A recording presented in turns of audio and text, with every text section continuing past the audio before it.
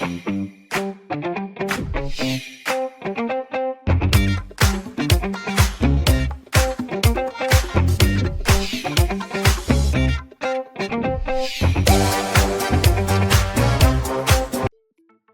our lesson on collision theory, we explained that for a chemical reaction to proceed, the particles of reactants must collide with energy that is greater than or equal to the activation energy. Therefore, the activation energy of a reaction is a minimum amount of energy required by the reactant particles for a chemical reaction to occur. In this lesson, we will discuss the effect of a change in temperature on the rate of a chemical reaction. To put it simply, increasing the temperature of a reaction system increases the rate of a chemical reaction.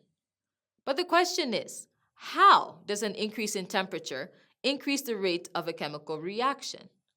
We can get the answer to this question by considering the collision theory. As stated in the theory, the particles of the reactants need to collide with enough energy for a reaction to occur.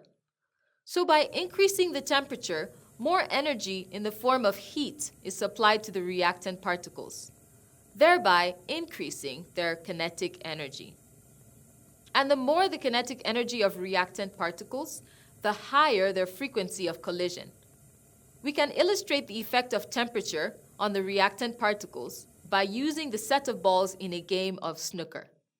When the balls are struck with a cue stick, they start moving very fast and they collide with one another. The harder the balls are struck, the faster they move and the more they collide. In a similar way, the higher the temperature of the reactant particles, the more their kinetic energy, leading to a higher frequency of collision, which in turn increases the probability of effective collisions. Hence, the rate of the chemical reaction becomes higher. So what do you think would be the effect of decreasing the temperature of a reaction system? Of course, it would slow down the rate of reaction. This is because a decrease in the temperature of the reactant particles causes a decrease in their kinetic energy, thereby resulting to a decrease in the rate of reaction. To conclude this lesson, let's do a simple summary of what we have learned so far. Increase in temperature leads to an increase in the rate of a chemical reaction. Decrease in temperature leads to a decrease in the rate of chemical reaction.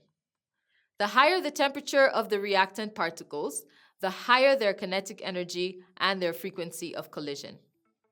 I believe that you now understand the effect of a change in the temperature on the rate of a chemical reaction.